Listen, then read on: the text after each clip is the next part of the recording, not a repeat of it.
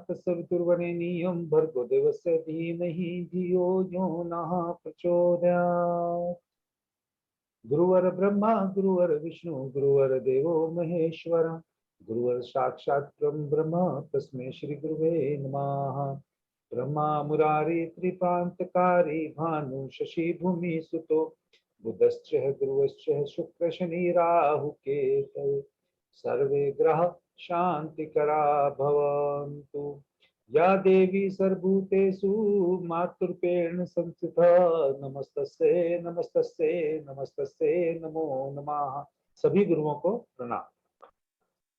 मैं जब भी जुपिटर से रिलेटेड चीज होता है तो ही गायत्री मंत्र का उच्चारण करता हूँ।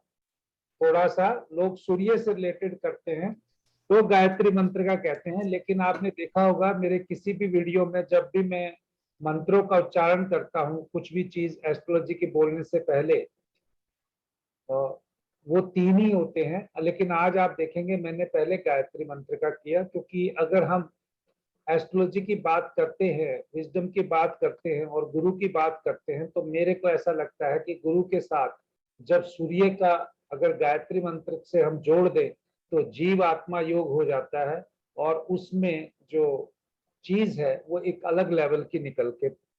ये मेरी अपनी थिंकिंग है, आप इसको माने या ना माने, लेकिन मैं इसको आपको बताना चाहा कि भाई आज मेरा क्या चेंज।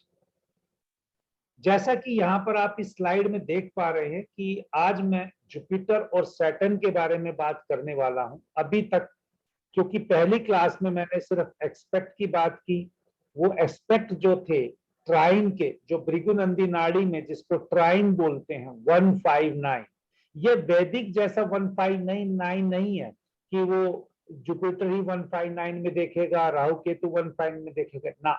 यहाँ पर कोई भी प्लेनेट का अगर कॉम्बिनेशन देखना है वो ट्राइन सबके लिए एप्लीकेबल है।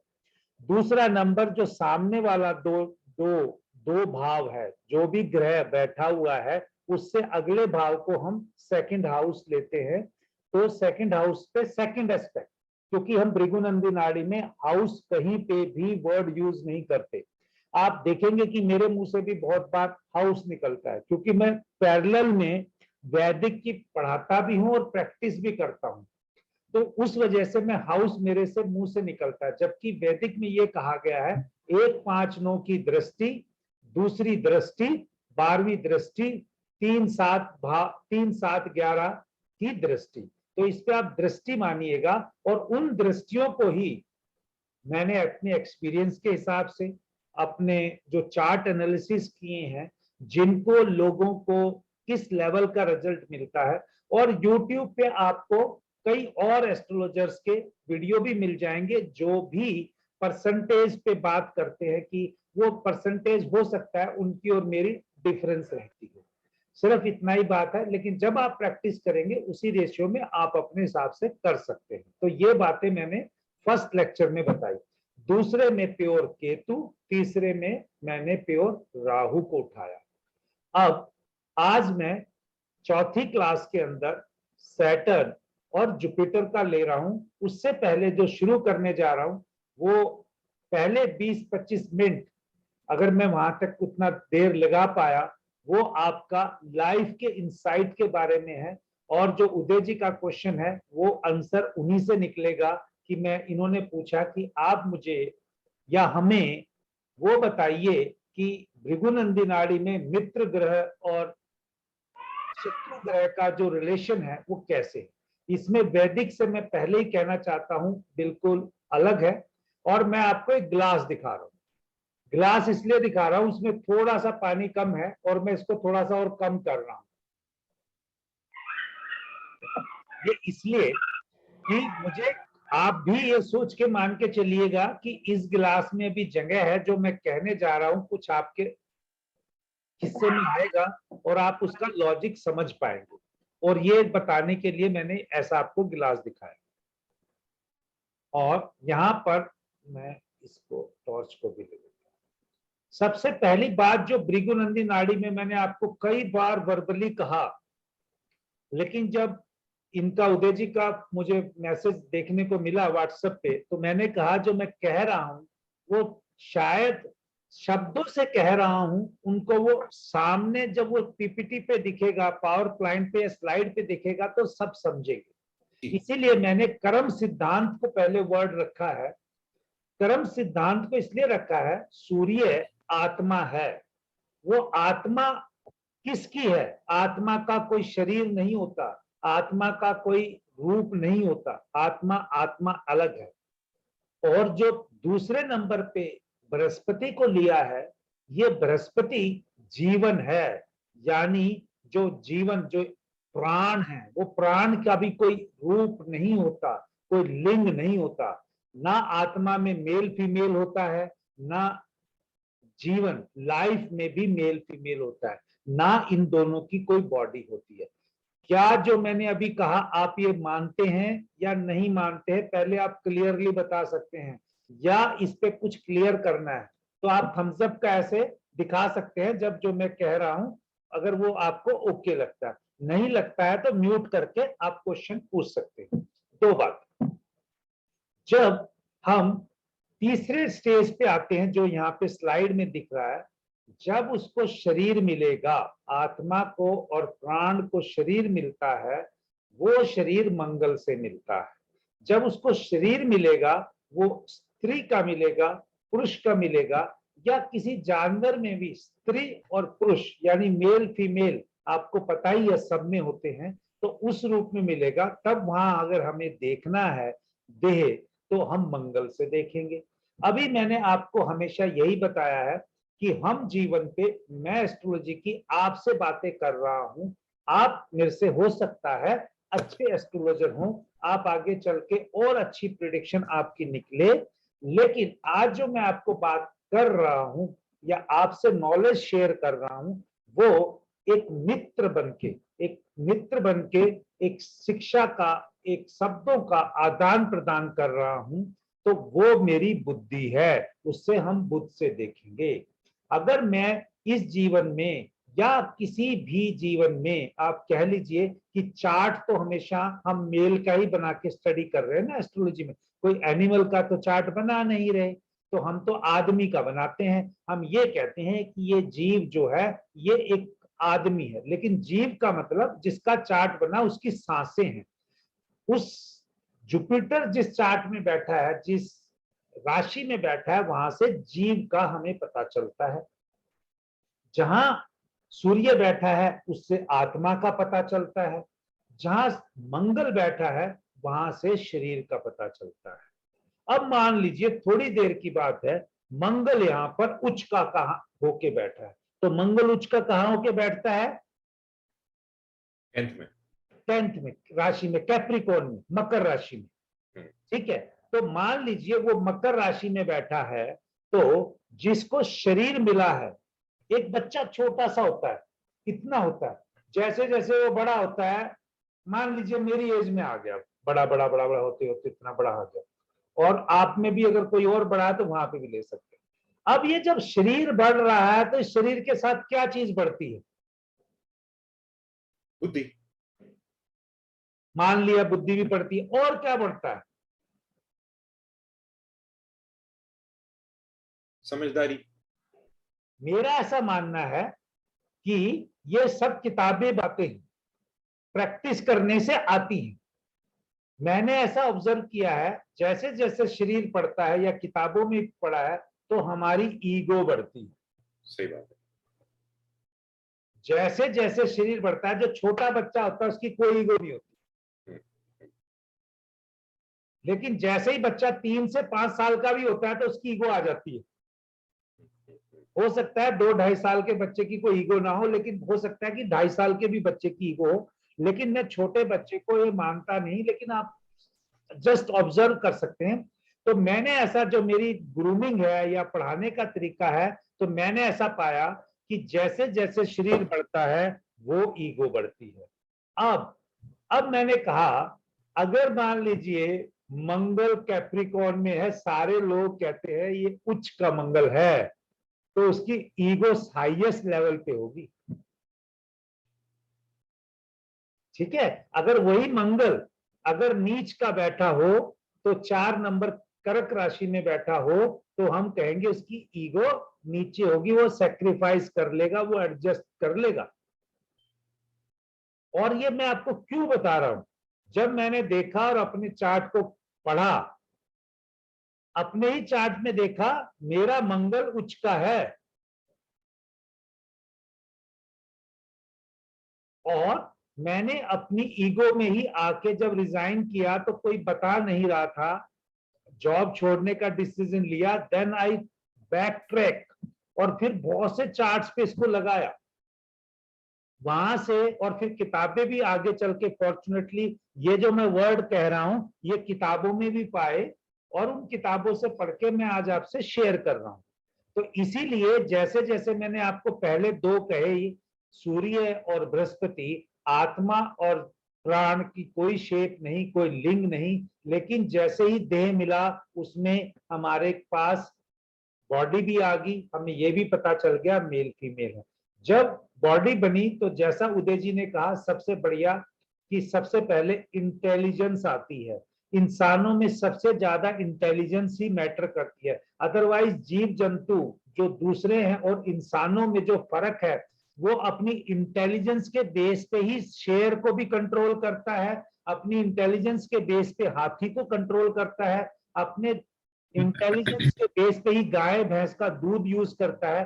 दिस मीन्स जीव तो उनमें भी है, बॉडी उनमें भी है, आत्मा उनमें भी है, लेकिन इंसान में सबसे ज्यादा जो डिफरेंशिएट करने के लिए, उनको कंट्रोल करने के लिए क्या है, बुध, मरकरी का यूज, जैसा उदय जी ने बोला करेक्ट। दूसरे नंबर पे ये इंसान किस काम के लिए कर रहा है, अपनी बुद्धि का काम ये यूज किसके लिए कर रहा है, भोग के लिए, आराम के लिए, वो हो गया शुक्र। ठीक है जी। अब ये सारी चीजें उसको क्यों चाहिए, क्योंकि उसके मन में विचार आ रहे थे। विचार कहां से आते हैं, चंद्रमा से। अब विचार अगर उसके कंट्रोल में है या नहीं है, या उसको माया चाहिए, यानी उसको आगे बढ़ने के लिए, अपनी एक्सपेंशन के लिए चाहिए, किसकी जरूरत पड़ी, राहु की। और उसके बाद जब वो इन सब चीज से थक जाता है तो उसको मोक्ष की जरूरत पड़ती है। तो मोक्ष कौन देता है, केतु। ये येलो मुझसे सिलेक्ट हो गया है तो आप इसमें केतु को लिखिएगा, बाद में स्लाइड में। स्लाइड चेंज नहीं हुई है सर, अभी स्लाइड चेंज नहीं हुई, पहली चल रही है, सेकंड वाली है ना सर। नहीं, कर्म सिद्धांत लिखा हुआ वो नहीं दिख रही आपको, नहीं नहीं हुई है सर, एक मिनट आप बता दिए, अच्छा किया, मैं इसको स्टॉप करके दोबारा शेयर करता हूं।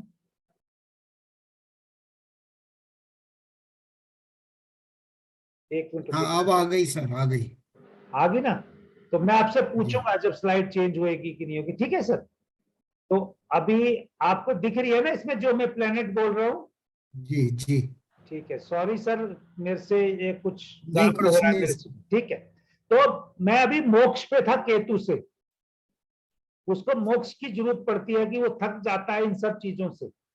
अब ये जो मैंने सबसे लास्ट में लिखा शनि, एक्चुअली ये सारी चीजें में बंदा लगा रहता है, उसको यही नहीं पता चलता कि उसका जीवन इस जीवन के कर्म करने के लिए हुआ है। भगवान ने हमें पता है ना, 3 तरह के कर्म होते हैं, संचित कर्म, प्रारब्ध कर्म और तीसरा आगामी कर्म। और जो इस जीवन में हम कर्म कर रहे हैं उसको कार्यमान भी बोलते हैं या कार्यमन बोलते हैं। तो मैं आपको उसमें आऊंगा, लेकिन बंदा इन सब के चक्कर में पड़ के इंसान, वो इस जीवन के जो शुद्ध कर्म है वो सैटर्न से हैं। एक्चुअल में इसका जन्म होने के लिए शनि ही तो कारक है, क्योंकि उसके कर्म थे, वो कर्म करने के लिए तो इस जीवन में आया है। तो इस जब कर्म करने के लिए आया है, अगर ये साइकिल समझ जाएंगे आप तो भृगुनंदी नाड़ी समझ जाएंगे, क्योंकि भृगुनंदी नाड़ी जीवन जीने का तरीका बताती है। अगर आप जीवन जीने का तरीका असली जान गए तो इस सीक्वेंस में प्लैनेट्स को जैसे मर्जी अरेंज कर लीजिए, क्योंकि मैंने बोला कि व्यक्ति को, इंसान का जन्म जब मिलता है वो ह्यूमन बीइंग बन के धरती पे आता है, तो ये मान के चलिए कि उस व्यक्ति के कर्म अच्छे थे तभी इंसान बना है। तभी हमने कह रहे हैं ना कि भृगुबंदी जीने का तरीका है। आप कितनी मर्जी दिक्कत से जीवन जी रहे हैं, वो शायद आपकी राहु माया भ्रम की वजह से दुखी हैं, अदरवाइज इंसान बन के आपको दुखी होना नहीं है। और जो ये चीज समझ जाएगा उसकी जीवन पार हो जाएगी, नैया पार हो जाएगी। ये कोई उपदेश नहीं है, ये एस्ट्रोलॉजी का ही ज्ञान दे रहा हूं, लेकिन ये वैदिक वाले इसको ऐसा नहीं मानते। और मैं भृगुनंदी नाड़ी को जब पढ़ा रहा हूं, मेरा एक पढ़ाने का टोटली डिफरेंट है। तो मैं उस चीज को, अपने एक्सपीरियंस को, अपनी भाषा को, क्योंकि मुझे एहसास है कि अगर मुझे ये पढ़ाने का मौका एस्ट्रोलॉजी भगवान ने दिया है, इसके प्रति मेरी कोई एक स्पेशल जिम्मेवारी है। अदरवाइज भृगुनंदी नाड़ी के इस देश में इस टाइम पे 4 लाख टीचर हैं। आप YouTube पे देख लीजिए, फेसबुक पे देख लीजिए, लेकिन जो मैं बोल रहा हूं ये वादे के साथ और कॉन्फिडेंट के साथ बोल रहा हूं, वो इस चीज को नहीं मानते और ना ही वो इस चीज को डिस्कस करते हैं किसी भी क्लास में, लेकिन मैं करता हूं। अब चलते हैं दूसरी स्लाइड पे। सर आपको दूसरी स्लाइड दिख गई? हाँ जी।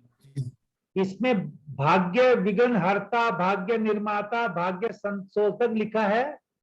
जी ठीक है। जी अब ये उदय जी का आंसर करने के लिए लिखा है। मैं आप लोगों से प्रार्थना करूंगा, आपको जो भी एस्ट्रोलॉजी आती है वो भूल जाइए। जो भी एस्ट्रोलॉजी पहले से आती है वो भूल जाइए, क्योंकि मैं आज उस लेवल पे जाके आपको दोबारा बात कर रहा हूं कि बार बार उस लेवल पे जाके बात करना इतना डिटेल में संभव नहीं है। आपको चाहे न्यूमरोलॉजी आती है, चाहे आपको केपी आती है, चाहे आपको वैदिक आती है, उनको भूल जाइए। क्यों मैं ऐसा बोल रहा हूं? वो इसलिए बोल रहा हूं कि भृगुनंदी नाड़ी में, जैसा मैंने पहले बोला, 9 प्लैनेट्स के 9 मैंने लिखे हैं, और वो 9 प्लैनेट्स का कोई दोस्त नहीं, कोई दुश्मन नहीं।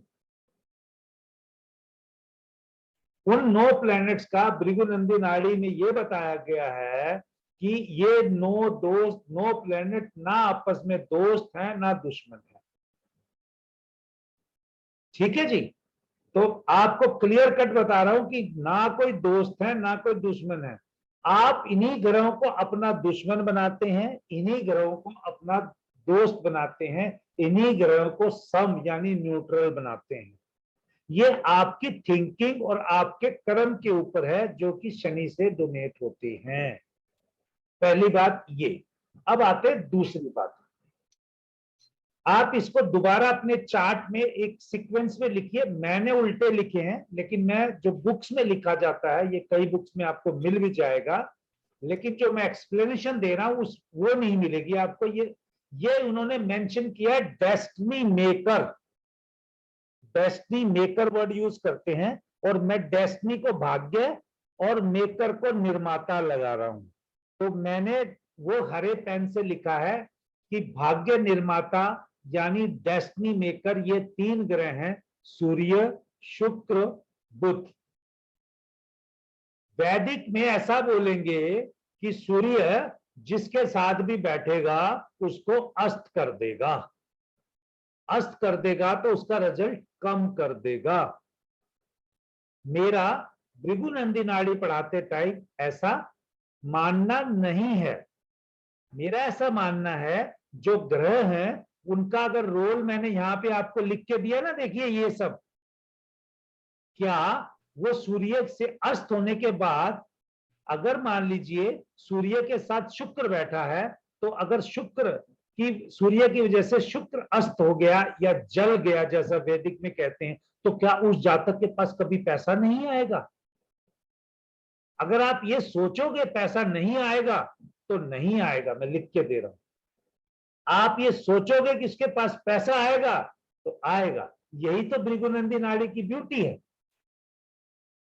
आपको वैदिक में वो बताएंगे कि ये 5 डिग्री या 60 डिग्री सूर्य के इधर भी बैठा हो, उधर भी बैठा हो, वो अस्त कर देगा, वो उसको कम पैसा देगा। मैं मानता हूं कम देगा, मैं मानता हूं वो कम देगा, क्योंकि मैं पराशरी को बहुत अच्छे से रिस्पेक्ट की फॉर्म में लेता हूं, लेकिन प्राश्री को जहां से मैं मॉडिफाई करते हुए देखता हूं वो ये है, भाई जहां पे नुकसान है वहीं पे तो सॉल्यूशन है, जहां प्रॉब्लम है वहीं तो सॉल्यूशन है। अगर आपके घर में प्रॉब्लम टॉयलेट की सीट से पानी लीक हो रहा है, तो आप उसका सॉल्यूशन करने कहां जाएंगे?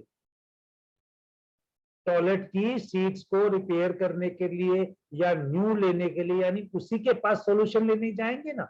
ये थोड़ा ना है कि प्रॉब्लम बाथरूम में पानी लीकेज की है और उसको मैं टैकल करने के लिए किचन में चला जाऊं। तो इसलिए मैं आपको बताना चाह रहा हूं कि हर ग्रह अच्छा रिजल्ट देता है, हर ग्रह बुरा रिजल्ट देता है, चाहे वो कितना ही उसकी बढ़िया क्वालिटी हो, कितनी ही घटिया हो। ये भृगुनंदी नाड़ी में हमारे गुरुओं ने ऐसा, या ऋषियों ने जिनको मैं मानता हूं उनसे मैंने ऐसा, या गॉड मुझे जो सिग्नल दे रहे हैं मैं ऐसा आपको बता रहा हूं। मैं किसी और एस्ट्रोलॉजर से ना कभी डिबेट करूंगा, ना उसे कहूंगा कि मैं आपको चैलेंज कर रहा हूं। मेरे को किसी एस्ट्रोलॉजर ने नहीं सिखाया। आज सुरेश जी ने मुझे मैसेज करके भेजा ग्रुप में, क्या आपने एस्ट्रोलॉजी इन्हीं से सीखी? मैंने सीखी, मैं उसी व्यक्ति को गुरु की तरह मानता हूं, लेकिन कुछ ऐसी चीज हुई कि अब हमारे टॉकिंग टर्म नहीं है, और उन्होंने जिस लेवल का पढ़ाया वो मैं उसकी रिस्पेक्ट करता हूं, ना उसे अच्छा कभी कहूंगा ना बुरा कहूंगा, क्योंकि मेरा फेथ सिस्टम था उनके प्रति। मुझे उनसे जितना ना पढ़ाने के बावजूद या पढ़ाने के बाद उसके कई गुना मैं उसको आगे बढ़ चुका।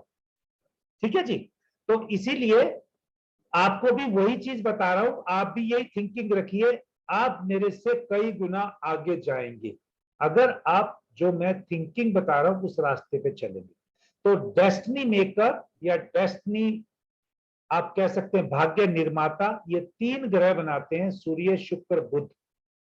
हाँ, दोस्त हो सकते हैं, आप सूर्य को शुक्र का दोस्त मानते हैं कि नहीं मानते वैदिक में, यह आपके ऊपर है। लेकिन अगर वो कंबस्ट हो गया, जिसको कहते हैं अस्त हो गया, तो वो प्रॉब्लम जरूर करता है। लेकिन अगर आपकी थिंकिंग पॉजिटिव हो गई तो आप इसको आगे बढ़ा ले जाओगे। दूसरे नंबर पे हम बोलते हैं डेस्टिनी मॉडिफायर। डेस्टिनी मॉडिफायर, इसको भाग्य संशोधक, ये मंगल और चंद्रमा होते हैं। ये आपकी डेस्टिनी को पॉजिटिव वे में और नेगेटिव वे में मॉडिफाई करते हैं। अब मैं ये कह रहा हूं, ऊपर देखिए सूर्य मंगल का दोस्त है, सूर्य चंद्रमा की जैसे राजा रानी है, लेकिन अगर यही सूर्य शुक्र लड़का लड़की का अट्रैक्शन है, चंद्रमा बुध चीटिंग का कारक है, या गर्लफ्रेंड बॉयफ्रेंड में चीटिंग का कारक है, आप इस तरह से अगर वैदिक में सोचेंगे वो सारे रूल यहां पे भी लग जाएंगे आपके, दोस्त दुश्मनी वाले। लेकिन मैं कह रहा हूं यार, ये मेरा किस्मत को बना रहे हैं और ये मेरी किस्मत को चमकाएंगे, तो मैं इनको दुश्मन क्यों मानूं, मैं तो इनको दोस्त मानूंगा। ठीक है। अब तीसरे शब्द पे आते हैं, डेस्टिनी ब्रेकर। डेस्टिनी को यानी भाग्य विघ्न हरता, वो राहु और केतु हैं, वो राहु और केतु हैं। अब मान लीजिए आप जीटी रोड पे जा रहे हैं, आप जीटी रोड नेशनल हाईवे 1 पे जाएंगे, वहां पर कहीं स्पीड ब्रेकर लगाना अलाउड नहीं है, आपको कभी स्पीड ब्रेकर नहीं मिलेंगे। यानी जैसे रोड पे सिटी के अंदर स्पीड ब्रेकर होते हैं वैसे वाले रोड नहीं मिलेंगे। क्या आप हाईवे पे, जीटी रोड की बात कर रहा हूं, अनइंटरप्टेड ट्रेवल करते हैं? स्टॉप तो करना ही पड़ता है, ब्रेक तो मारना ही पड़ता है ना गाड़ी में, चाहे वहां रेड लाइट आए, चाहे वहां पे कोई चौराहे आए, चाहे कोई पुलिस वाला कंट्रोल कर रहा हो, चाहे वहां पे कोई स्पीड ब्रेकर नहीं लगा, तो भी तो आपकी रुकावट आ ही रही है यात्रा में। इवन जो ट्रेन है वो भी स्टॉप करती है बीच में। इवन कुछ फ्लाइट्स हैं जो वो भी उनको बीच में ब्रेक करना ही पड़ता है, तो उस ब्रेक को भी मैं नेगेटिव नहीं मानता, उसको मैं मानता हूं कि वो रिचार्ज करने के लिए आए हैं। तो इसीलिए राहु और केतु को भी मैं, चाहे किताबों में लिखा है डेस्टिनी ब्रेकर यानी भाग्य को कम करने वाले प्लेनेट, लेकिन मेरी सोच क्या है कि मैं इसको पॉजिटिव वे में लूं और ये राहु मल्टीप्लाई करे और केतु मेरे को धार्मिक या स्पिरिचुअलिज्म में ले जाए। तो जब मैं इस तरह से सोचता हूं तो मुझे कोई भी ग्रह दोस्ती और दुश्मनी से परे दिखाई देता है, ऊपर दिखाई देता है। लेकिन अगर आप फिर भी देसी भाषा में बात कहोगे, जिस भी ग्रह का भृगुनंदी नाड़ी में राहु और केतु के साथ संबंध बन जाएगा तो वो उसको खराब कर सकते हैं, उसको खराब कर सकते हैं। अब मैं यहां पर दूसरी और एक चीज कहने जा रहा हूं, आपको भी पता है, मुझे भी पता है, दो कैटेगरी होती हैं, एक होता है बेनिफिक प्लैनेट और एक होता है मैलेफिक प्लैनेट्स। अगर हम बेनिफिक प्लैनेट की बात कर रहे हैं तो सूर्य, शुक्र और बुध, और साथ में जुपिटर ले लीजिए, यानी सूर्य, शुक्र, बुध और गुरु, ये 4 बेनिफिक प्लैनेट।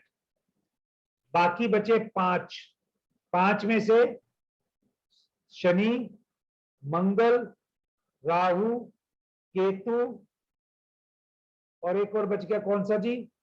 मून। है मून। मून नहीं, बुध तो हो गया। नहीं, चंद्रमा चंद्रमा। चंद्रमा नहीं, हाँ, चंद्रमा बच गया। ठीक है, तो चंद्रमा को आप एक मान लीजिए कि वो सबकी सुनने के लिए तैयार है, मौका देकर डिसीजन लेगा। लेकिन अगर मान लीजिए फिर भी है, चंद्रमा है, इसको भी मैलेफिक ही मानिए। मैं तो कहता हूं चंद्रमा को सबसे ज्यादा मैलेफिक मानना चाहिए। वैदिक में सबसे ज्यादा बेनिफिक इसको मानते हैं, क्योंकि माँ की छांव है ना। लेकिन भृगुनंदी नाड़ी में अगर आपको बेनिफिक लेने हैं तो आप 4 ले लीजिए, गुरु, शुक्र, सूर्य, बुध। और मैलेफिक अगर लेना है रिजल्ट के लिए, कारक तत्व में आएंगे तो ये थोड़ा चेंज हो जाएगा। ठीक है, अगर कारक तत्व में आएंगे तो हम कहेंगे कि जो शुक्र, बुध, चंद्रमा है वो बेनिफिक है। लेकिन जो 5 प्लेनेट है वहां सन भी मैलेफिक में आ जाता है। फिर जैसे एजुकेशन देखेंगे, बुध का कॉम्बिनेशन 5 प्लेनेट से बन जाए। 5 प्लेनेट कौन से हैं? बुध का अगर कॉम्बिनेशन 5 प्लेनेट से बन जाए, वो बुध है सन, मार्स, सैटर्न, राहु, केतु। तो एजुकेशन में कुछ बदलाव देते हैं, यानी ये इनको 5 मैलेफिक माना गया है। अगर मैलेफिक की भाषा रखें तो 5 हैं। सूर्य सबसे पहले, दूसरे नंबर पे शनि, तीसरे नंबर पे मंगल, चौथे नंबर पे राहु, 5वें नंबर पे केतु। लेकिन मैंने यहां पर आपको भाग्य के हिसाब से बताया, डेस्टिनी के हिसाब से। जब मैं एक तरह से डेस्टिनी बनाने के लिए सूर्य को डेस्टिनी मेकर में ले रहा हूं तो उसको वहां पर कैसे मैं उसको मैलेफिक कैटेगरी में डाल दूं? किताबों में लिखा हुआ है। आप अपने पिता को बुरा तो नहीं कहते ना कभी, चाहे आपके पिताजी गुस्से वाले हों, चाहे एग्रेसिव हों, चाहे आपको मारते भी हों, आप अपने पिताजी को कभी जालिम नहीं कहोगे, गाली नहीं दोगे। लेकिन जो बाकी रिलेशन है उनको दे देते हैं। तो इसीलिए मैंने आपको मॉडिफाई में भी बोला है। लेकिन आप समझिए कि जो प्लेनेट है बेसिकली, अगर भृगुनंदी नाड़ी की किताब भी करें तो ये 3 प्लेनेट को अगर मैं भाग्य बनाने के लिए मान रहा हूं, इनको भाग्य को बदलने के लिए मान रहा हूं, इनको भाग्य के रुकावट के लिए मान रहा हूं, तो ये कितने प्लेनेट हुए मेरे पास? 7। 3, 2, 2 ऐसे करके। अब 2 प्लेनेट बच गए, शनि और गुरु। शनि और गुरु मैंने आपको भी कहा कि पिछली स्लाइड में देख के ये देखिए, कहा कि यहां पर लिखा कि जीवन में आने का कारण ही कर्म करना है। तो शनि कर्म का कारक है। आपको जो जीवन मिला है आपको पिछले कर्म पूरे करने के लिए मिला है, तो शनि कर्म का कारक है। और कर्म के लिए कारक को तो हमने कहा शनि हमारा कर्म है और इस जीवन में किए गए कर्मों को दिखाता है। तो शनि भी हो गया इन्वॉल्व। अब आते 8वें 9वें प्लेनेट पे, शनि को 8वां ले लिया, अब आते हैं 9वें पे। अब 9वें में मैंने कहा जब आपके कर्म इस जीवन में पूरे हो गए तो आपकी सांसें बंद हो गई, जुपिटर खत्म। जैसे ही आपके कर्म पूरे हो गए, जो लिख के ऊपर से आया है, आप एक दिन भी, एक मिनट भी ऊपर नहीं जी पाएंगे। तो वो सांसों का रुकना, यानी जो हमारे पिछले कर्ज थे या ऋण था, उस ऋण को चुका दिया और अब हमारा जीवन खत्म हो गया। बट वो जुपिटर का यहां तक मैंने खत्म कर दिया। अब बात ये आती है, तो अगर ये सारा कुछ लिखा हुआ है तो हम एस्ट्रोलॉजी क्यों पढ़ रहे हैं, ये भी तो बताना जरूरी है। अगर मैं यही कहूंगा कि ये सब चीज कर रहे हैं तो फिर एस्ट्रोलॉजी क्या करना है? सभी लोग कह देंगे कि कर्म करने आए हैं, कुछ ना कुछ काम करते हैं। भैया एस्ट्रोलॉजी हम मेरी समझ से इसलिए पढ़ रहे हैं कि जो हो गया पिछले जन्म में हमें इसका ज्ञान नहीं था, इस जन्म में कुछ हम आगामी कर्म इकट्ठे कर लें, और जो संचित कर्म है वो तो भुगत ही रहे हैं, जो प्रारब्ध कर्म हम इस जीवन में कर रहे हैं क्रियामन क्रिया कर्म के साथ, उसको कुछ काट सकें और कुछ पॉजिटिविटी आगे फॉरवर्ड कर सके। तो इसलिए हम कहते हैं स्वतंत्र इच्छा से हम अपने जीवन को थोड़ा संशोधित कर सकते हैं। यानी हम एस्ट्रोलॉजी सीखकर हम ये पता चल जाए वो थोड़ा।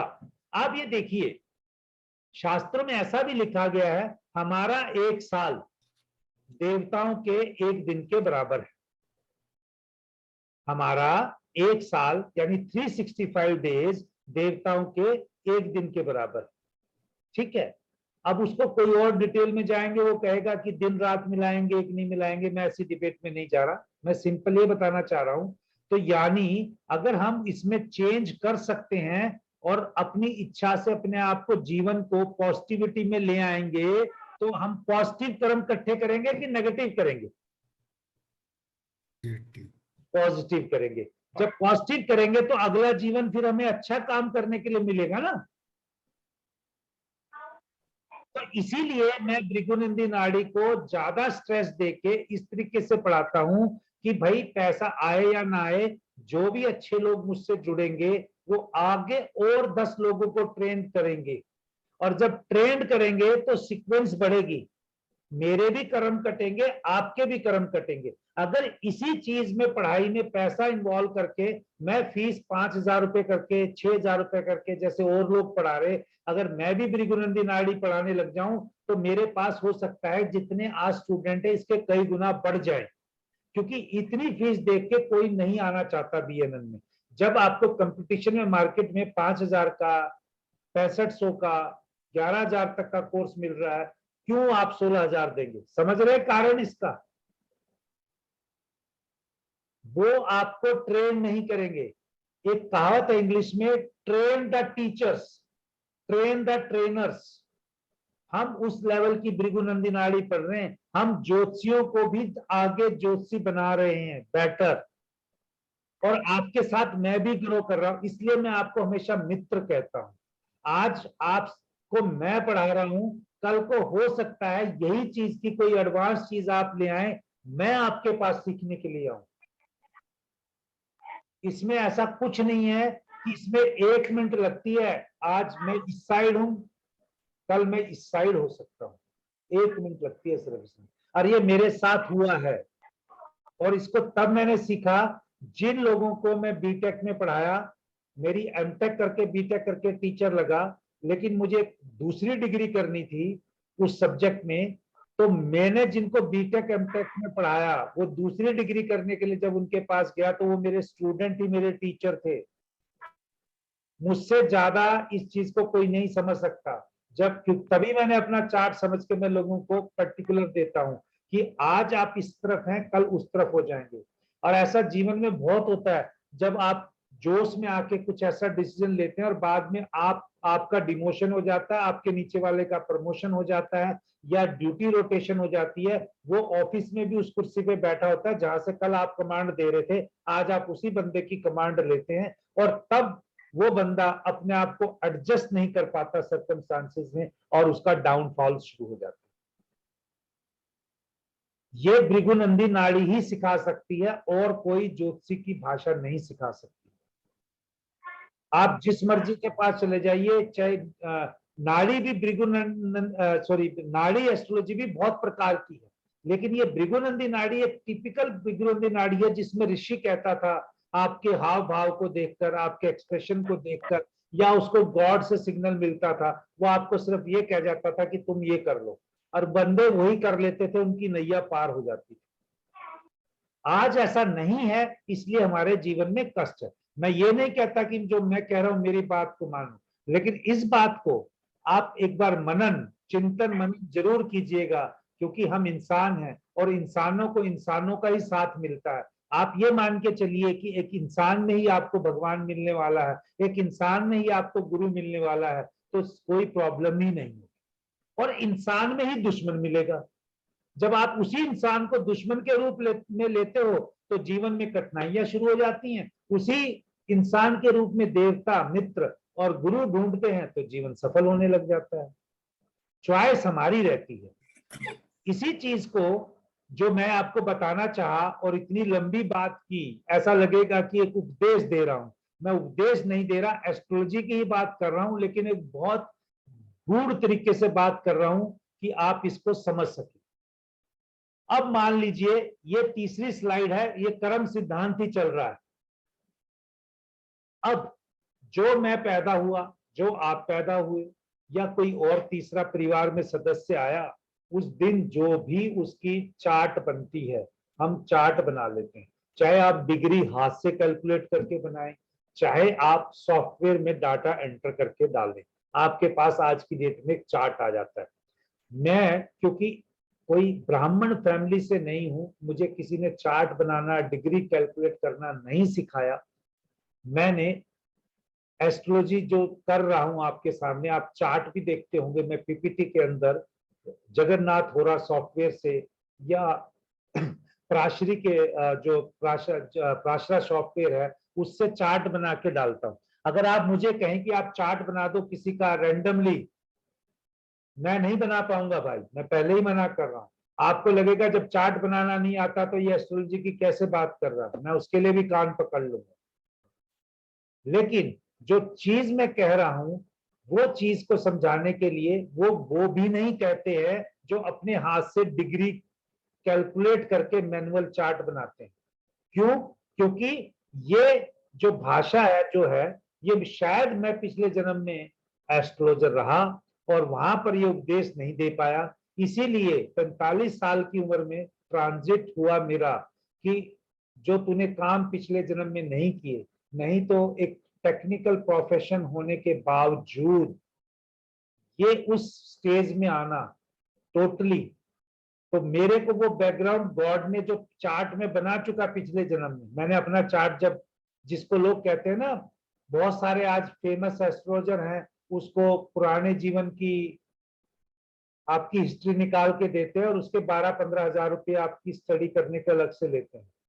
मैं वो भी नहीं जानता, लेकिन जो मैंने कुछ चीजों को पकड़ा है, मुझे ये पता चल गया कि अगर इस एज में मुझे बोलने का मौका दिया और इस चीज का ज्ञान देने का मौका दिया तो मेरे पिछले जन्म का कर्म है और मुझे किसी और से पूछने की जरूरत नहीं है। जिस दिन मेरा ये कर्म खत्म हो गया उसी दिन हो सकता है मेरी एस्ट्रोलॉजी की क्लास भी बंद हो जाए, क्योंकि जो टेक्निकल करना था वो कर दिया, अब टोटली मैं इसी काम में। तो मैं यही कहना चाहता हूं, जिस दिन आप पैदा हुए आपके घर में आगे कोई और नया मेहमान आएगा, घर में आपके कोई भी बच्चा लेगा तो परिवार की वृद्धि होगी, उसको आप चार्ट बनाएंगे।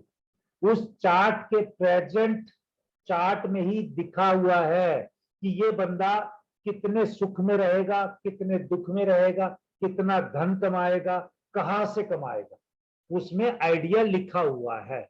अब वो आइडिया कुछ लोग कहते हैं कि 33% लिखा हुआ है, कुछ लोग कहते हैं वो 60% लिखा हुआ है।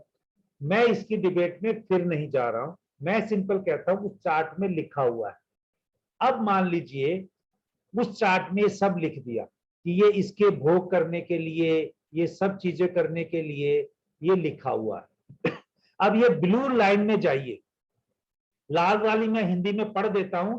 जन्म के समय सभी ग्रह जीवन की प्रवृत्ति को इंडिकेट करते हैं, यानी दर्शाते हैं, चाहे भौतिकवादी हो चाहे आध्यात्मिक हो, यानी वो क्या इंजॉयमेंट लेगा और क्या चीजों का वो डिवोशनली बनेगा या डिवोटी बनेगा, जीवन में कितने मजबूत और कितने कमजोर पॉइंट रहेंगे उसके बिंदु, उसी अनुसार अगर हमें चार्ट से स्टडी कर ले तो हमें पता चल जाता है कि इस जातक को आगे बढ़ना है चाहिए। ये एस्ट्रोलॉजी है। अब आते हैं दूसरी बात, मेन मुद्दा जिसको एस्ट्रोलॉजर ही समझ सकता है। मान लीजिए आपके चार्ट में लिखा है कि भैया इसमें तो जैसा आजकल के कलयुग में चल रहा है, जिसको बोलते हैं ना वीनस प्रोमिनेंट हो राहु के साथ, यानी शराब पीना, मांस मच्छी खाना, लग्जरी करना, बड़ी गाड़ी में घूमना, उसकी कुंडली में ये लिखा और तुम उसे कह दो या मैं उसे कह दूं, उसके पास चार्ट आए कि भाई तू बैरागी बन जा, सबका दाम दे दे इसको और तू सन्यासी बन जा। होता होगा, कुछ लोग मानते होंगे, मैं इसको भी मना नहीं कर रहा हूं, लेकिन क्या ये ज्योतिषी के लिए ठीक है उसको ऐसा बताना कि तू इतना, उसके चार्ट तो इंडिकेट कर रहा है कि वो एंजॉय करने के लिए पैदा हुआ है और हम उसे कह रहे हैं ये सब छोड़ के तू ये कर ले, तो क्या वो ज्योतिषी ठीक कर रहा है या नहीं कर रहा? मैं इसका उत्तर अभी नहीं दूंगा। इसका उत्तर मैं आपको लास्ट क्लास में दे दूंगा अगर मेरा पढ़ाया हुआ आपको नहीं समझ में आया, क्योंकि मेरे साथ जुड़े हो और आपको नहीं समझ में आया तो उत्तर देना मेरा फर्ज बनता है। लेकिन मैं उस रास्ते पे लेके जा रहा हूं, वो एस्ट्रोलॉजी आपको सिखा रहा हूं, तो उत्तर आपको मिलना चाहिए। ये बोल्ड करके क्वेश्चन लिख लीजिए। अगर ये इसका उत्तर नहीं मिला तो लास्ट क्लास में मैं 100% दूंगा। अगर आपको नहीं, आपने मेरे से पूछा तो मैं आपसे पूछूंगा कि भाई क्या आपको वो उत्तर मिल गया? आपने कहा जी मिल गया, तो मैं कहूंगा क्या उत्तर मिला? अगर आपने बता दिया आपका और मेरा उत्तर मैच हो गया तो मुझे देने की जरूरत ही नहीं, मैं आपको बोलूंगा जी आपने बिल्कुल सही उत्तर ढूंढ लिया। अगर आपको वो उत्तर नहीं मिला तो मैं आपको कहूंगा प्रियवर मित्र, आपके हिसाब से ये चीज बनती है, मेरे हिसाब से ये चीज बनती है।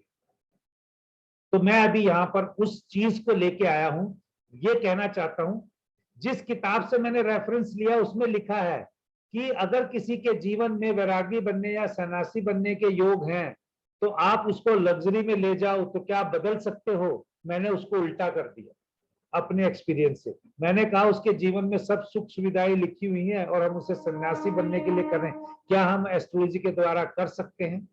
तो इसका उत्तर हम लास्ट तक से। तो आज मैं तीसरे पॉइंट में आपको यही बताना चाहता हूं, जो मैं भृगुनंदी नाड़ी आपको पढ़ाना चाहता हूं वो इसलिए पढ़ाना चाहता हूं कि आप ये बीच वाले प्रश्न का उत्तर सही से निकाल सकें और सही रास्ता चुनने के लिए आपकी खुद की मानसिकता, आपकी खुद की विचार प्रक्रिया, आपकी खुद की सोच समझ, ये क्या चीज आ गया। यहां मैं बोल रहा था वीनस और मरकरी के बारे में, यहां मैं बोल रहा था ऊपर जुपिटर और सैटर्न के बारे में, और यहां पर मैं क्या बोल रहा हूं ये आपने देखना है। स्पष्ट मानसिकता ये किससे आएगी? चंद्रमा से। विचार प्रक्रिया कहां से आएगी? चंद्रमा से। तो इस तरीके से मैंने आपको वो चीजें क्लियर कर दी हैं कि भाई कोई ग्रह आपका दुश्मन है या नहीं है, ये आपकी मानसिकता के ऊपर है। मैंने तो ऐसा पाया है, लेकिन अगर फिर भी आप अगर कहते हैं तो मैं आपको बता देता हूं, जैसे बाकी सब कहते हैं भैया जहां पे भी सूर्य और शनि बैठा होता है वो लड़ाई होती है, उस रिश्ते में लड़ाई होती है। यानी भृगुनंदी नाड़ी में सूर्य से लिया गया पिताजी और शनि से लिया गया पुत्र, यानी पिता पुत्र की लड़ाई होती होगी। लेकिन इसी को मैं जब भी सन और सूर्य की युति मिलती है, मैं, आपने मेरे बहुत सारे वीडियो यूट्यूब पे अगर नहीं देखे हैं तो देख लीजिएगा, मैंने कम से कम 15 वीडियो में ये बोला गया है कि जब भी सन एंड सूर्य की युति होगी, बाप या बेटे में से एक सरकारी नौकरी में अवश्य मिलेगा। जब भी सन और सूर्य की एक ही हाउस में, ट्राइन में या 212 का एस्पेक्ट होगा, 2-12 का संबंध होगा, तो पिताजी या पुत्र में से एक सरकारी नौकरी में अवश्य होगा। तो वो जब आप कह रहे एक तरफ की वो लड़ाई कराएंगे, मैं कहता हूं वो सरकारी नौकरी में चले जाएं तो प्रॉब्लम तो हो सकती है, लेकिन जीवन को बढ़ा भी तो वही रहे हैं, जीवन को बढ़ा भी तो वही रहे हैं। इसीलिए हमें ये ध्यान देना है, ये खुद चुनना है कि कौन हमारे को हमने पॉजिटिव वे में लेना है, कौन नेगेटिव वे लेना है। मैंने बहुत से वीडियो में जुपिटर और राहु, जिसको गुरु चंडाल योग बोलते हैं, सभी लोग बोलते हैं, भ्रमित करता है, मैं भी बोलता हूं। फिर भी मैं अपनी वीडियो में सभी जगह बोलता हूं, गुरु और जुपिटर जो है वो आपको अच्छा रिजल्ट देंगे। मैं अब अच्छा रिजल्ट होते हुए देख रहा हूं, तो मेरी सोच ऐसी है। आप अगर इससे एग्री भी नहीं करते तो मैं आपको फोर्स नहीं करूंगा, लेकिन जो भृगुनंदी नाड़ी में लिखा गया है, गुरु जो चीज आपको 10 साल में देने वाला है, राहु के साथ उसका संबंध आ गया तो वो आपको कम से कम 3 से 4 साल में दे देगा। लेकिन मैं उन बंदों को ये कहता हूं, जब गुरु और राहु का आपका संबंध बन रहा है ग्रहों का, आप प्लीज गलत तरीके से मत करो, मेहनत करने पे लग जाओ। राहु और गुरु जब भी किसी के चार्ट में बैठे होंगे, बंदा अपने हाथों से काम करता है, और हाथों से काम करेगा तो उसको नेगेटिव रिजल्ट मिल ही नहीं सकते। नेगेटिव रिजल्ट उसको मिलते हैं जो अपने हाथों से काम नहीं करता और अपनी ऐठ में आ जाता है। तो वही गुरु और राहु जो गलत शत्रु वाला रिजल्ट दे रहे हैं, अब वही राहु और गुरु अच्छा रिजल्ट दे रहे हैं। तो अब आप किसी की व्यक्ति जो आपसे पूछने आया, उसको गुरु और राहु का आप अच्छा बताओगे या गुरु और राहु का आप बुरा बताओगे, ये तो आपकी मानसिकता के ऊपर, आपकी विचार प्रणाली के ऊपर डिपेंड करता है ना। मेरी विचार जब मैं आपको पढ़ा रहा हूं, मैं कह रहा हूं कि वो अच्छा देगा, अगर कोई दूसरा व्यक्ति है वो कहता बुरा देगा, तो मैं जिसको बताऊंगा वो अच्छा देगा, वो जिसको बताएगा उसको बुरा देगा। तो यही मेरा आज की क्लास का जो फर्स्ट पार्ट था, वो कर्म सिद्धांत के पार्ट में जो बताया गया था वो यही लिखा गया था कि भाई मेरे लिए जो ग्रहों की है, आज मैं उम्मीद करता हूं उदय जी लास्ट इसको फिनिश करने से पहले, इसको कंक्लूड करने से पहले मैं आपसे पूछना चाहूंगा, जो अभी तक मैंने बोला जी वो आपको क्लियर है या मैं एक बार और थोड़ा सा उसको डिस्कस कर? क्लियर है सर, क्लियर है। नहीं क्लियर है सर। ऐसा है दोस्त, जी जो मेरी विचारधारा है, मेरी विचारधारा से जुड़ोगे और यही विचारधारा आगे बढ़ाओगे तो आपका वैसा ही असर होगा। अगर आप मेरी विचारधारा ऐसी है और आप विचारधारा को ब्लॉक कर लोगे तो आपकी प्रोग्रेस रुक जाएगी। ये भृगुनंदी नाड़ी का मैंने आपको एक रूल बताया था, ये ऋषियों की भाषा है।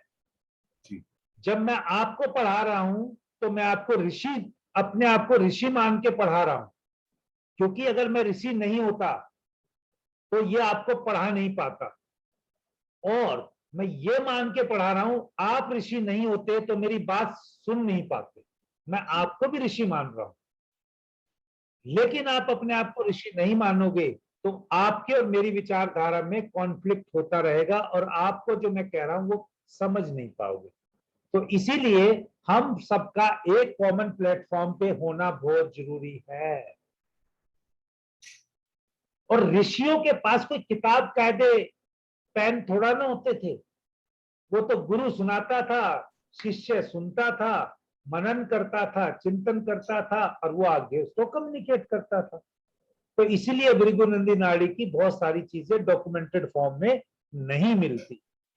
लेकिन क्योंकि मैं काफी समय, मैंने 20-22 साल कॉलेज में पढ़ाया, इंजीनियरिंग में पढ़ाया, जिसमें यही सिखाया गया है कि बंदे को पहले दिखाओ तो सही क्या पढ़ा रहे हो, इसलिए वो मेरी हैबिट है, मैं पीपीटी बना के पढ़ाता हूं। ठीक है जी। अब आते हैं जो लास्ट पार्ट, इन जो मैंने पूछा है इनको कंक्लूड करेगा।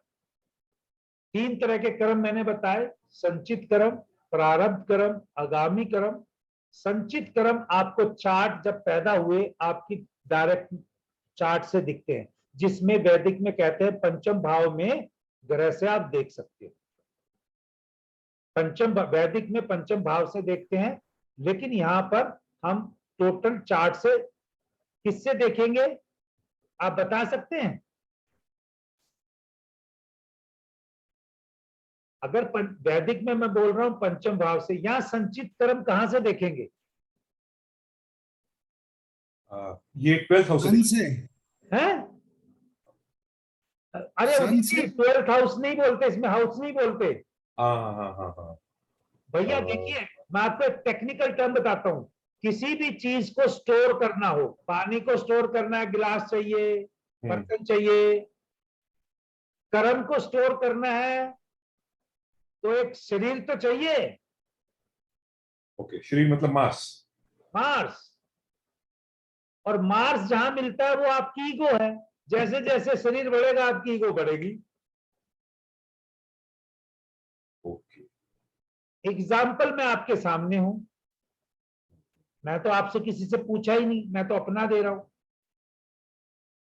मेरा मार्स एक्सॉल्टेड है, आप ये समझ नहीं सकते मेरी ईगो कितनी हाई रही होगी टिल 46।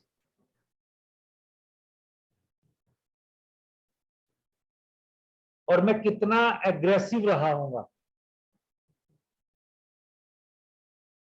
ठीक है। लेकिन जब मुझे पता चल गया तो कर्म काटने हैं, मैंने उसको रिड्यूस करना शुरू किया हुआ। मैं नहीं कह रहा कि मैं बदल गया, मैं नहीं कह रहा मैं बदल गया, लेकिन I am trying and learning and giving this knowledge. मैं दूसरों से शेयर कर रहा हूं ताकि मेरे कर्म कट जाए और मैं अपने आप को थोड़ा सा, जो पार्ट मैंने यहाँ स्लाइड में लिखा था ना पीछे, यहाँ देख रहे हैं, दूसरे नंबर के पेज पे लिखा था, तीसरे पे लिखा था ना कि मैं ये विचार आप पर छोड़ता हूं, तो मैंने ये वाला रास्ता चुन लिया, ठीक है। क्योंकि जो मेरा ऋण है, जो मेरा पिछले जन्म का ऋण है, जो अच्छे या बुरे कर्म हैं, वो मेरे को स्टोर होके मिले ना बॉडी में, किस फॉर्म में मिले, उसमें एक प्राण आया, एक आत्मा आई, लेकिन स्टोर कहां बेसिकली हो गए, वो बॉडी में हुए ना। और क्योंकि मेरा मार्स एक्सॉल्टेड है, तो जैसे जैसे बॉडी इंक्रीज हुई वैसे वैसे ईगो बढ़ गई, ईगो बढ़ गई तो डाउनफॉल होना तय है। अगर पहले कोई मेरे को ऋषि मिल जाते तो, या कोई मेरी ऐसी भाषा, या मेरे को ऐसा गुरु मिल जाता जो मेरे को ये समझाता और मेरी लाइफ चेंज कर देता, तो शायद मैं इस दौर से ना गुजरता। अब आपसे मैं यहाँ क्वेश्चन पूछता हूं, आप अपने मन में, मुझसे मत बताइए, आप आपका मार्स कहाँ है ये देख लीजिए, किस राशि में।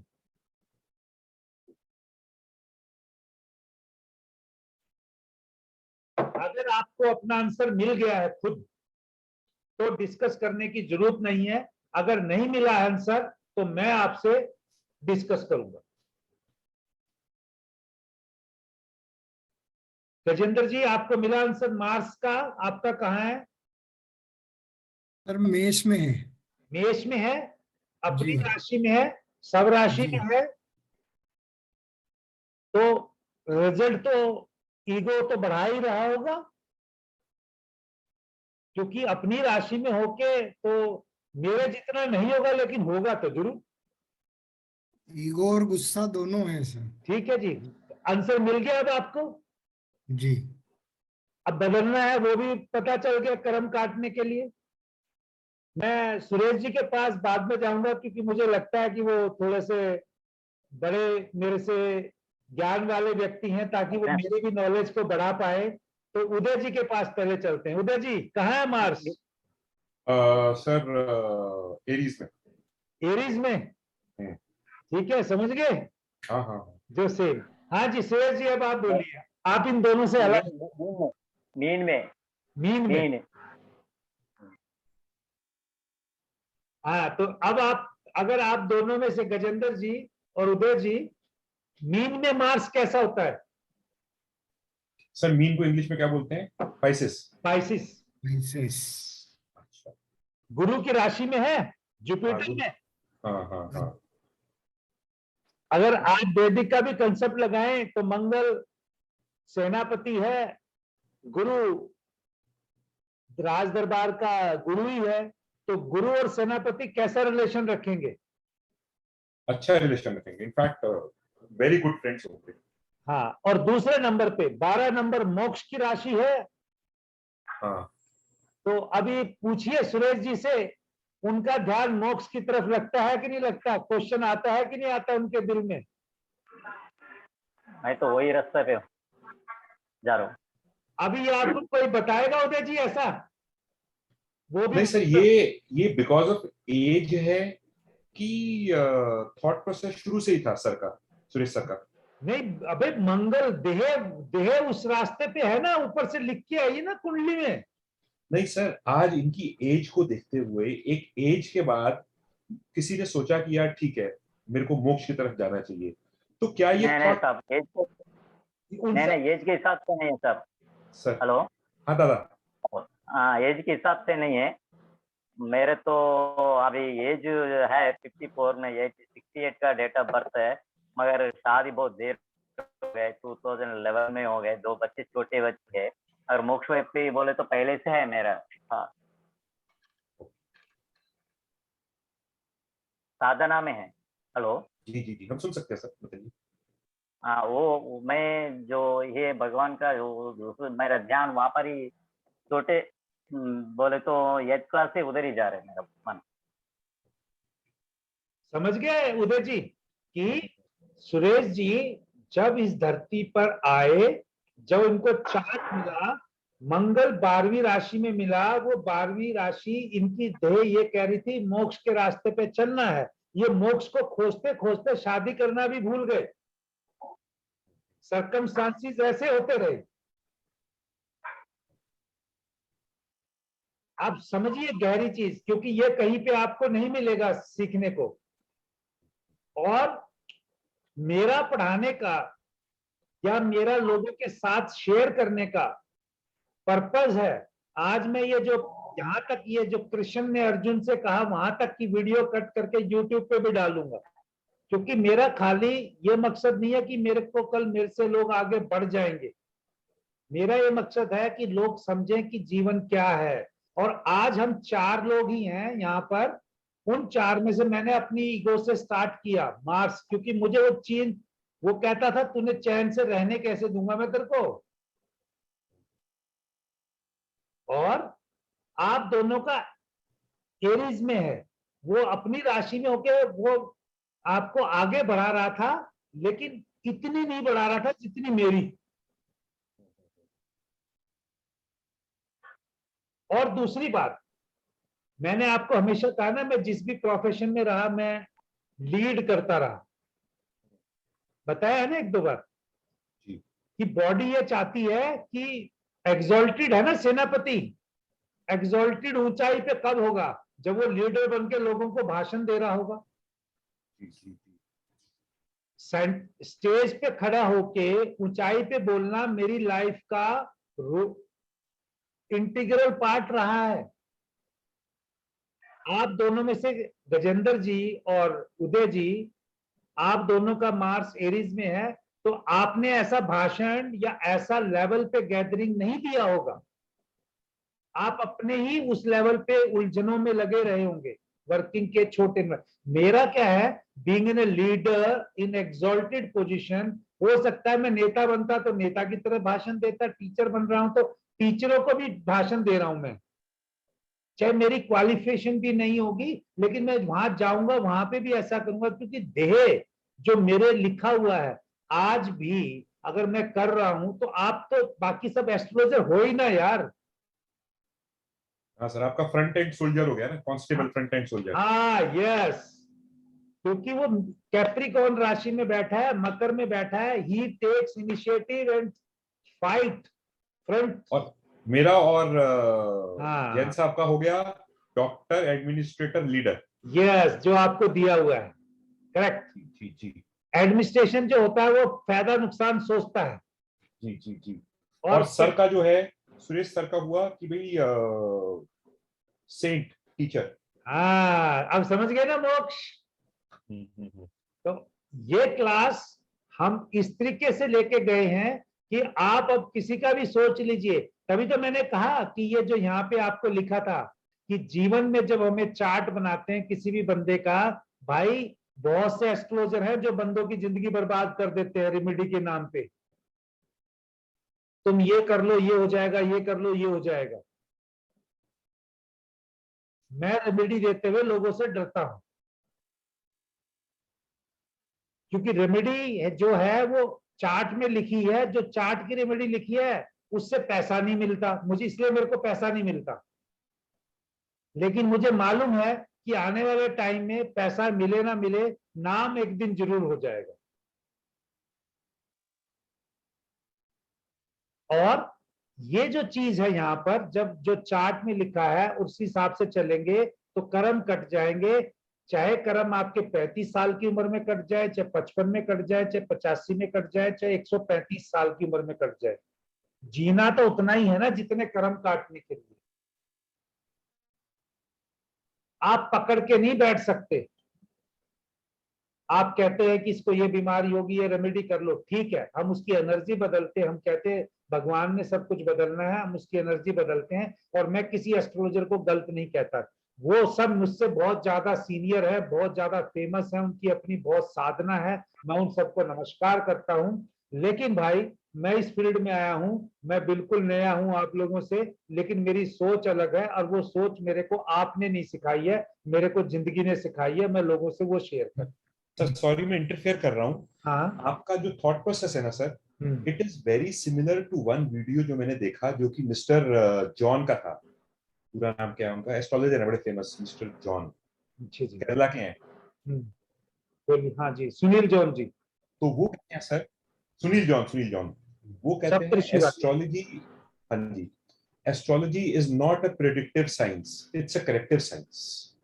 नहीं, उसमें भी नहीं जाते क्योंकि वो भी बहुत फेमस है, रिनाउंड है, उनकी अपनी रिसर्च है, बहुत बड़ी टीम है, इन सब लोगों का कॉमर्शियल एंगल भी है और इनका अपना नेटवर्क है। मुझे किसी को नहीं करना है, मैंने सिर्फ ये अपना बताना है। जो लोग मुझसे जुड़ेंगे मैं उन सब की रिस्पेक्ट करता हूँ। मैं जितने भी बड़े प्लेटफॉर्म वाले हैं मैं सबकी रिस्पेक्ट करता हूँ, क्योंकि उन्होंने जिंदगी में कुछ चीज हासिल की है, वो मेहनत से की है। उनको किसी ने प्लेटर में रख के नहीं दी है, प्लेट में रख के नहीं दी है। जैसे मुझे किसी ने कोई चीज अभी प्लेट में रख के नहीं दी है, मैं आगे बढ़ रहा हूँ, रास्ता बना रहा हूँ। लेकिन मैं ये कहूँ कि मुझे सपने में भगवान आए, उन्होंने ये चीज दिया, ऐसा नहीं है। वो हमारी डेस्टिनी में लिखा हुआ था। उन्होंने, मैंने समझने में देर लगाई, इसलिए मैं लेट एंट्री हुआ। किसी की भगवान, वो कर्म में ही लिखा होगा ना, पहले मुझे इस तरह के रास्ते से जाना है, मुझे घूम के जाना है। कान कुछ लोग सीधा पकड़ लेते हैं और कुछ लोग इधर से घूम के आके ऐसे पकड़ते हैं, इसमें पकड़ने में तो दिक्कत होगी ना। और मैं इसको आके अगर मुंह से इस वाले को पकड़ू तो पकड़ ही नहीं पाऊंगा। तो इसलिए जो बड़े लोग हैं, मैं किसी का भी नहीं कह रहा उदय जी, लेकिन आप जो कह रहे हैं मैं समझ रहा हूं। जैसे आप ही उदय जी, अभी मान लीजिए आप एक प्रोफेशनल लाइफ जीने के बाद अभी एस्ट्रोलॉजी में आ रहे हैं, है ना। तो आप अपनी जो स्ट्रगल है, कल को आप इस लेवल पे पहुंचोगे, वो जो आपने एक्सपीरियंस किया होगा, आप जब पढ़ाने लगोगे या किसी की प्रिडिक्शन करोगे, वो इंपॉर्टेंस आएगी आपके अंदर, वो आपके इनबिल्ट हो जाएगी। ठीक है, अगर कोई इसमें पॉइंट नहीं हुआ तो मैं संचित कर्म पे था, अभी यहीं पे रोक के फिर पिछली कवर करूंगा। लेकिन संचित कर्म समझ गए आप जी। ठीक है। अब आते हैं इस जीवन में जो हम कर्म करने, वो एक तरह से, क्योंकि हमें जो जीवन मिला है वो कर्म करने के लिए मिला है। जो पुरानी चीजें, जैसे मुझे माँ बाप जो मिलेंगे, वो संचित कर्म के आधार पे मिलेंगे। समझ गए उदय जी? जी जी सर। गजेंद्र जी, जो मैं कह रहा हूं समझ गए? जी जी तो मुझे परिवार मिलेगा, वो जो मुझे एंट्री लेवल पे चीजें मिलेंगी, मेरे को हॉस्पिटल में डिलीवरी होगी या खेत में डिलीवरी होगी मेरी, और मेरी डिफिकल्टी सांस लेने आएगी कि नहीं आएगी, वो सब मेरे संचित कर्म के ऊपर है। अब मैं जब बड़ा हो जाऊंगा 12 साल से ऊपर, जो मैं कर्म करूंगा इस लाइफ में अपने कर्म काटने के लिए, वो प्रारब्ध में आप मानिए। ठीक है। और जो मैं जब कमाने लग जाऊंगा, लोगों की सेवा करूंगा या लोगों की जेब काटूंगा या लोगों को कुछ गलत रास्ते पे मिसगाइड करूंगा, वो सब मेरे आगामी कर्म जो अगले फ्यूचर बर्थ के लिए होंगे वो है। अब ये चीजें पहले से लिखी हुई हैं, इस पे हमारा चलना तय है। अब इसको मॉडिफाई किस चीज से करेंगे, वो ये वर्ड जो लिखा है ना, जो अभी क्रियामन कर्म जिसको बोलते हैं, वो मैं अगर अच्छे कर लूं, यही मैं अच्छे कर रहा हूं, इसी क्रियामन कर्म से आपका प्रारंभ कर्म कटेगा, इसी से आपकी पॉजिटिविटी फ्यूचर की बढ़ेगी। इसीलिए यहाँ पर लिखा हुआ है, प्रारब्ध कर्म को शुद्ध करते हुए इस जन्म में क्रिया मन को भी अनुभव होता है। यही जिंदगी है। अब इसको कोई मोक्ष के रास्ते पे ले जाए, कोई इसको लग्जरी के हिसाब से ले जाए, वो उसकी अपनी मर्जी। लेकिन अगर आप किसी को हमेशा अच्छा कहोगे, आपके पास अगर नॉलेज नहीं है, आप उसे हाथ जोड़ के कह दोगे कि भैया मेरे को इतना ही ज्ञान था, मैंने बता दिया। अगर आपके पास ज्ञान है और आपने शेयर नहीं किया तो वो भी पाप है। तो मैं आपको बोल रहा हूं कि ये जो आज मैंने इतना बड़ा एक पीपीटी के द्वारा बनाया है, इस चीज को मैं आज यहां से काटूंगा। और लास्ट ये जो पॉइंट है, भगवान श्री कृष्ण ने गीता में जब लिखा गया, अर्जुन को कई बार सेंटेंस आता है यही, जो बोओगे वही काटोगे। मतलब सीधा, whatever you will sow you have to reap. तो जो बोओगे वही काटोगे। तो क्यों हम किसी के लिए काटे बोए, क्यों हम काटे काटे? अगर मैं किसी के लिए फूल बोऊंगा तो मुझे फूल ही मिलेंगे ना जिंदगी में। तो आप इसी धारणा पे चलिए और अच्छी चीज करके चलिए। आपको अगर आप अपनी अच्छी एक एज ए एस्ट्रोलजर, अगर आप अच्छे काम करते हुए एक मिट्टी की चुटकी लेकर उसमें आप अपना मंत्र मार कर भी, यानी जो आपका सिद्ध किया हुआ मंत्र है जिसमें आपकी विश्वास है, उसके हाथ पे वो मिट्टी भी रख दोगे तो काम हो जाएगा। आपने ये देखा होगा, क्यों मैं ऐसा बोल रहा हूं कि बहुत से लोगों को जब कैंसर होता है तो आपको बहुत सारे लोग ऐसे बोलेंगे ये मिट्टी का लेप लगा लो, या ये लेप बना के वहां लगाते हैं। वो उनकी एनर्जी है, वो उनका बताने का तरीका है। उस पार्ट से वो नेगेटिविटी निकल भी जाती है, चाहे निकलती होगी वो डॉक्टरों की दवाई से, लेकिन उस बंदे में इतनी सहन शक्ति आ जाती है कि इतनी पॉजिटिविटी बन जाती है कि वो उस चीज में विश्वास करता है, तो उसके जीवन से दुख दर्द दूर हो जाते हैं। मैं कभी साइंस को मना नहीं करूंगा, मैं कोई इसको नहीं कह रहा, लेकिन एक विश्वास इतनी बड़ी चीज है। जब विश्वास के अंदर आपके अंदर पॉजिटिविटी आपकी नसों में दौड़ती है, आपके विचारों में दौड़ती है, आपके खून में दौड़ती है, आपके खाने पीने से वो एनर्जी दिखती है पॉजिटिव, तो आपके जीवन में तो पॉजिटिव चीज होनी ही होनी है। ठीक है, तो इसके साथ यहां तक जो कर्म सिद्धांत की मैंने कही है वो चीज पूरी हो गई। और क्यों मैंने इतनी बड़ी बात कही है, क्योंकि मैंने आपको पहले ही कहा कि मेरे जीवन में राहु और केतु का सिग्निफिकेंस मैंने औरों से अलग सीखा है। इसलिए भृगुनंदी नाड़ी में मैं पहले, या वैदिक में भी कराता हूं, तो केतु और राहु मैं इस सीक्वेंस में पढ़ाता हूं, उसके बाद ही मैं जुपिटर को लेता हूं। तो इसीलिए आज की क्लास में अब मैं आपके सामने जो जुपिटर शुरू करने जा रहा हूं, ये जुपिटर मैं शुरू करता हूं। अगर आपको यहाँ तक कोई क्वेश्चन है तो वो पूछ लीजिए, क्योंकि अगर जब इतनी समझ जाएंगे तो अगला पार्ट भी आप आसानी से समझ जाएंगे। सर एक सुझाव, एक सजेशन है सर। हाँ जी सर, वीडियो ना लंबा हो जाता है, तो एक बार रिकॉर्डिंग स्टॉप करके 2 पार्ट में करिए सर, वो अपलोड भी फास्ट हो जाएगा। पार्ट 1 पार्ट 2 हो जाएगा एक लेक्चर है उसका। ऐसा है भाई, मेरे पास उदय जी आप समझ रहे हैं ना, मैं पढ़ाता हूँ, वो कई कोर्स पढ़ाता हूँ, और मेरे पास अभी इतना पैसा नहीं है कि मैं स्टोरेज भी ले सकूं और अपलोड भी करूं। मेरे पास कोई एम्प्लॉय भी नहीं है, मैं सारा काम खुद ही करता हूं। तो मैं समझ सकता हूं, लेकिन जब आपकी वीडियो आ जाएगी ना, 2 घंटे की क्लासेस को 2 घंटे चलते हैं, 2 घंटे में होने के बाद मैं सोचूंगा। लेकिन अभी इस बैच में मेरे पास ऐसी सुविधा नहीं है कि मैं उसको, या तो मैं पहले ही करूं कि 1-1 घंटे की या 1.5 घंटे में या एग्जैक्ट 2 घंटे में क्लास खत्म कर दूं। लेकिन उसमें अगर करूंगा तो मैं आपको वो सब चीजें नहीं बता पाऊंगा। वीडियो प्ले करने में तो आपको दिक्कत नहीं आती ना आपके एंड पे, मैं सिर्फ ये पूछना चाह रहा हूँ। सर कई बार अपलोड होने में बहुत ज्यादा टाइम लगता है। नहीं, अपलोड होने में मेरे यहाँ टाइम लगेगा, प्रोसेस करने में लगेगा। इसीलिए अब मैं क्या करता हूँ कि जैसे ही क्लास खत्म होता है मैं सुबह करता हूँ। हर कोई एस्ट्रोलॉजर जो बाकी है ना, वीडियो आपको देते हैं 3 दिन के बाद, चाहे वो 2.5 घंटे की है चाहे 1.5 घंटे की है, वो कोई इमीडिएटली नहीं देता। जैसा मैं भी औरों के पास पढ़ के आया हूँ, देखा है। लेकिन मैं आपको कोशिश करता हूं कि एक दिन या दूसरे दिन मिल जाए। एक आधी बार लेट हो गया तो अलग बात है, मैं आपकी पॉइंट को रखता हूं। लेकिन ये अभी फिलहाल पॉसिबिलिटी नहीं है रिकॉर्ड रखने की। No problem sir, it was just a thought. हाँ, नहीं, मैं नहीं चाहता कि आपका भी समय खराब करूं। नहीं, it was just a thought. नहीं, आपने, मैं इसको रखूंगा। कि भाई इसको, क्योंकि कभी भी जो सजेशन मिलता है मैं इसको पॉजिटिव वे से ले रहा हूँ, लेकिन कैसे करेंगे मैं उसको देखता हूँ।